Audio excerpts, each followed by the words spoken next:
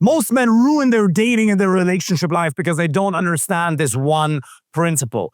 If you don't understand and put into practice what I'm offering you here today, you will never find an amazing girlfriend or wife, and you will have average relationships, two men, and your happiness will decrease over the next 5 to 10 years, and you'll be a miserable old person. Is that what you want? No, then listen up. The number one principle in all of social dynamics is value. If you want to find the right girlfriend or wife, you have to learn to add value in the beginning of the interaction.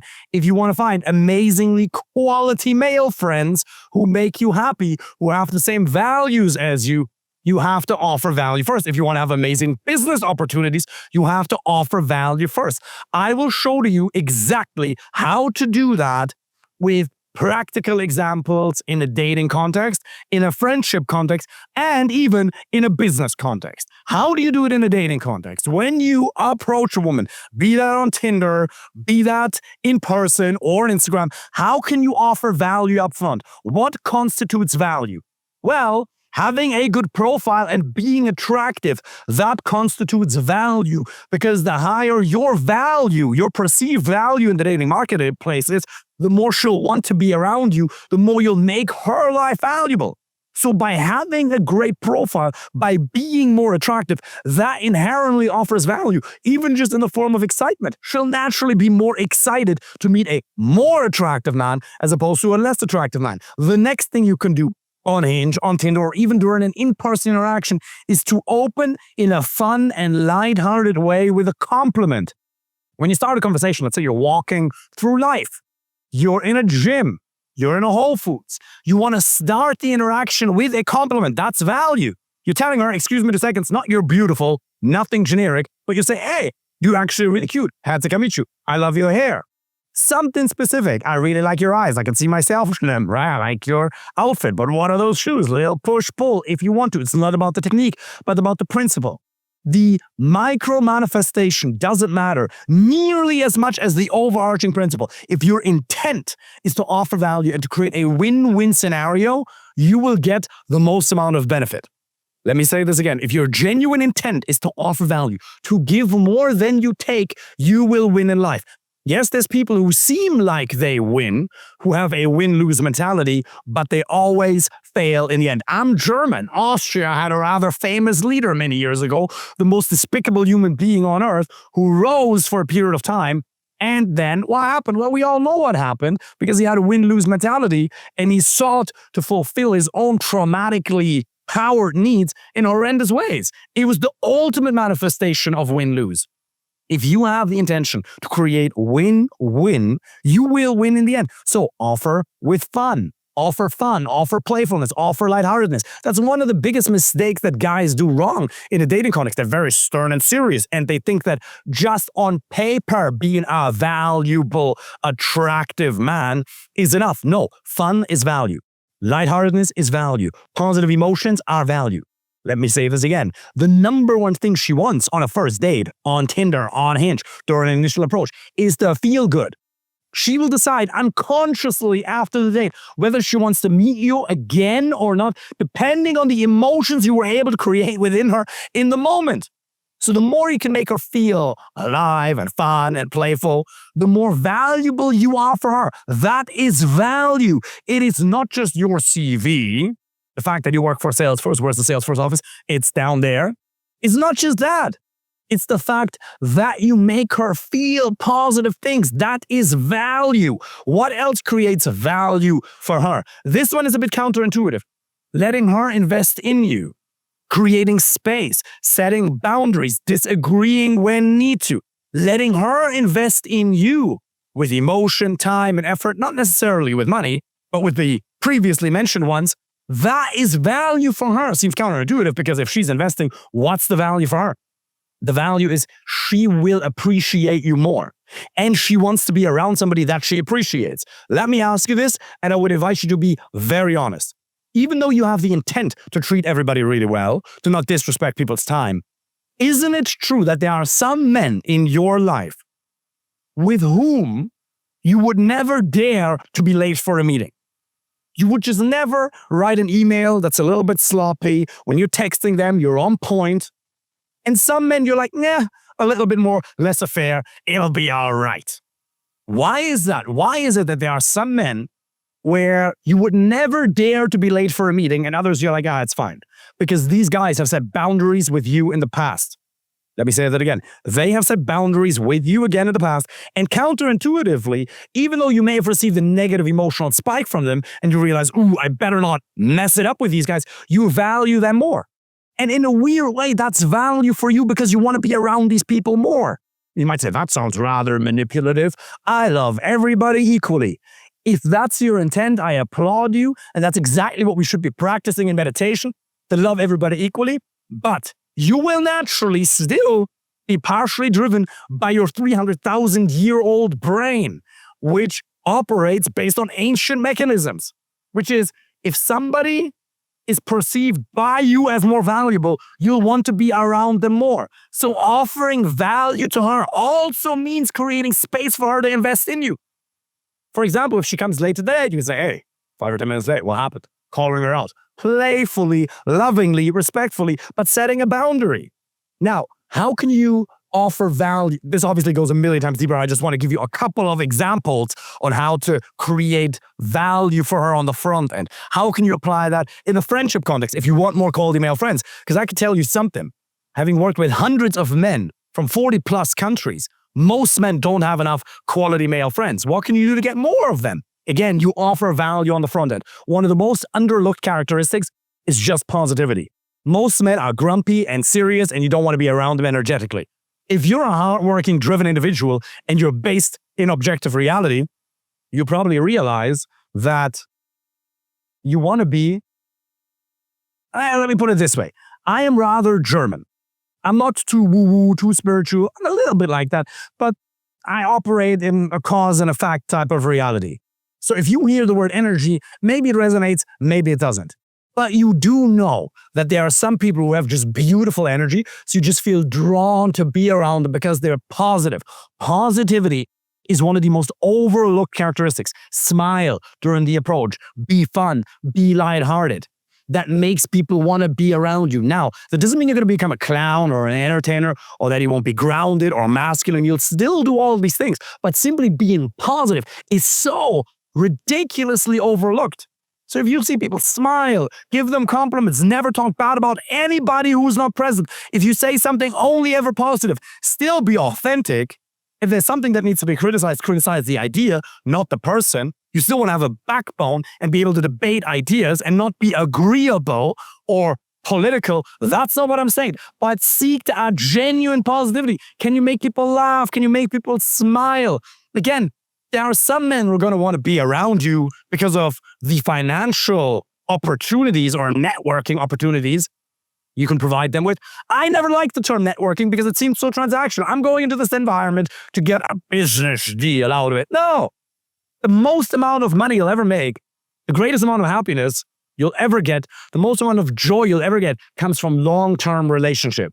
So if you just seek to, just ask yourself, how can I offer value to this one person right now?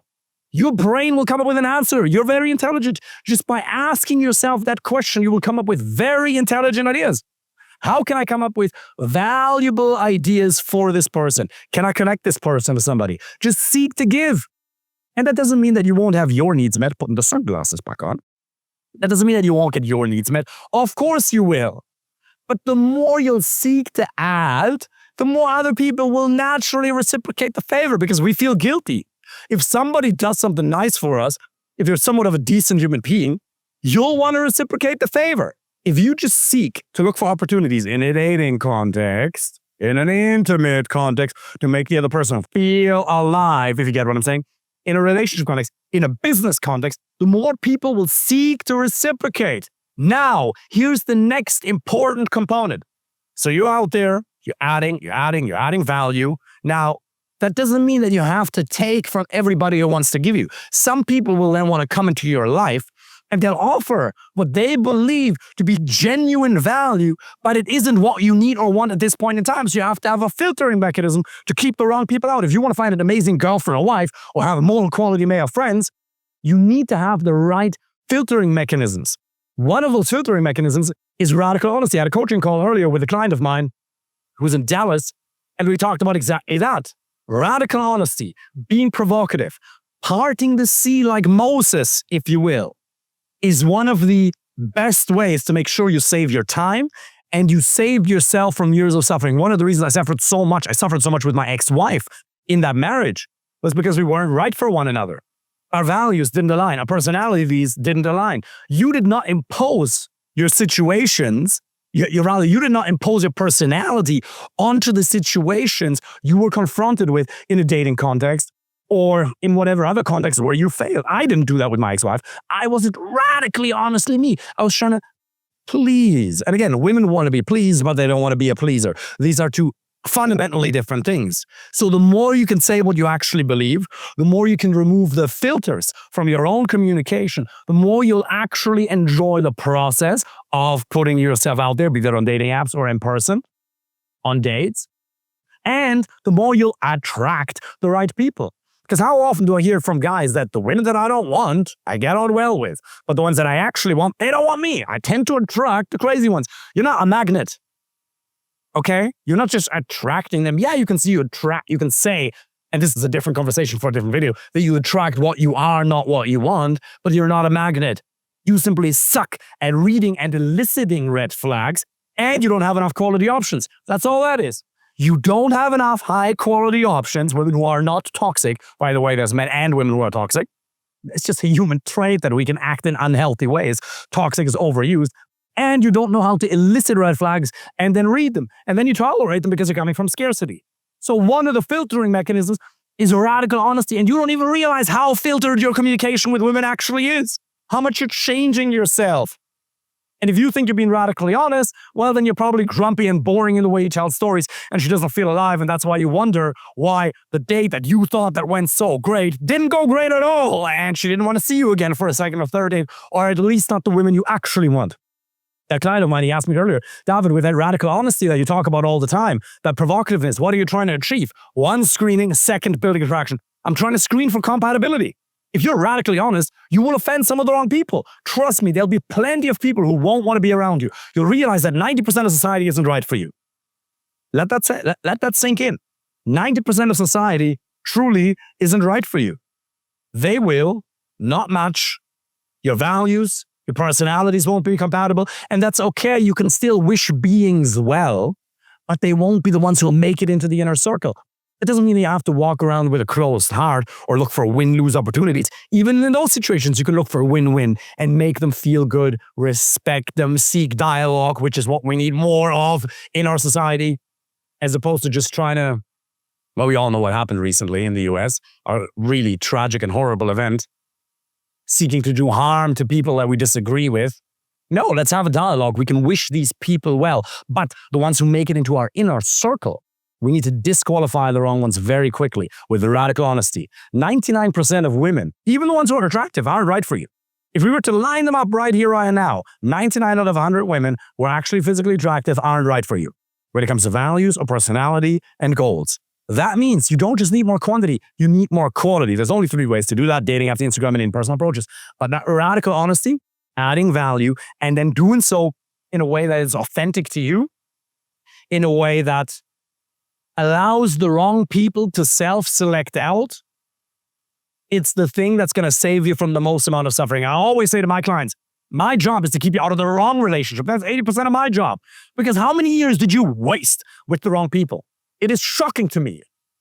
How many men have lukewarm relationships to other men? Most men don't have amazingly good quality friendships right where you live. If you live in the US, for example, you might say, David, I have friends. But if you live in Dallas, they're in Chicago or New York, they're spread across. And that's amazing. It's beautiful to have a global network. That's awesome. You should have that. But you need people locally. You need to have quality male friends that you see on a weekly basis. You have a need for love and connection that must be met. So if you seek to offer value first to women, to potential male friends, in a business context, you will get one of the greatest benefits ever, which is happiness. Harvard did a study where they realized that the number one predictor for how well and how long we live, other than obviously VO2 max, obviously then other than exercise and strength, Dr. Peter Attia talks about that at length. It's relationships. Yes, your VO2 max has to be on point. Yes, your muscle strength has to be on point, but it's really relationships. The thing that determines how well you live, how happy you live is relationships. And people overlook it. We all know it's health, wealth, and relationships, but there's plenty of people with a lot of money. A lot of them come to me. They have money, but they're miserable. Or at least they're not as happy as they could be because they don't have a woman to share life with. What good is it to have all of these things you've worked for if you don't have quality male friends that you see on a weekly basis to share that with and an amazing woman? Me and my friends on Sunday, we went out and we played airsoft here in Ireland. It was so much fun.